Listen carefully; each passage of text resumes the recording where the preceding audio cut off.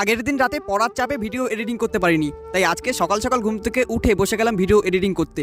Video editing করতে করতে প্রচণ্ড খিদে পেয়ে গেছিল, তাই সকালের খাওয়া দাওয়াটা কমপ্লিট করে নিলাম। সকালের খাওয়া দাওয়া, এডিটিং সবকিছু কমপ্লিট করে বাড়ি থেকে যাচ্ছিলাম মাঠে গিয়ে দেখি মাঠে কেউ নেই, মাঠ পুরো ফাঁকা। তারপর বাগান দিয়ে হাঁটতে হাঁটতে চলে আসলাম আমাদের পেছনের মাঠে। চারপাশের প্রকৃতি দেখতে দেখতে আমি আর আমার কয়েকটা বন্ধু চলে আসলাম একটা বাগান বাড়িতে। তোমরা যারা যারা আমার বড় ভিডিও ফলো করতে তারা আশা করি জায়গাটা দেখে চিনতে পেরেছো। কিছুদিন আগেই আমি আর আমার কয়েকটা ভাই এই জায়গাটা এসেছিলাম, এখানে এসে একটা বড় ভিডিও বানিয়েছিলাম। তোমরা যদি সেই ভিডিওটা দেখতে চাও তাহলে আমার চ্যানেলে গিয়ে চেক আউট করতে পারো, চ্যানেলে ভিডিওটা আছে। তারপর আমরা চলে আসলাম বাগান বাড়িতে এসে আমরা চারিদিকটা ঘুরে ঘুরে দেখছিলাম চারিদিকটা কত সুন্দরভাবে সাজিয়েছে।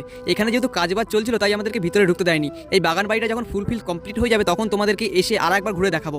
এখানে যেন অচেনা মানুষ না ঢুকতে পারে তার জন্য ছিল একটা কুকুর। আর তোমরা তো সবাই জানো অচেনা মানুষ যদি কুকুর দেখে তাহলে কুকুর কি করে, কিন্তু আমার বন্ধুরা চলে গেল কুকুরের কাছে, কুকুরটাকে আদর করছিল, কিন্তু কুকুরটা বন্ধুটাকে কিছুই বললো না। তারপর আমরা বাগান বাড়ি থেকে চলে আসলাম বাড়িতে। আর আজকের এই ছোট্ট মিনি ব্লগটা তোমাদের কেমন লাগলো অবশ্যই